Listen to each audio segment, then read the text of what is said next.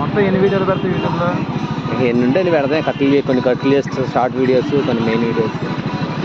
Editing చేయాలా మళ్ళీ? ఏదైనా బ్యాక్గ్రౌండ్ మ్యూజిక్ స్టార్ట్ చేస్తా. వచ్చు కానీ ఏమో మరీ అంత డెప్త్ ఇంట్రెస్ట్ చేయను, టైం వేస్ట్ చేయను. మనకి ఎట్లా యూజ్ వచ్చేప్పుడు సంగతి కాదు.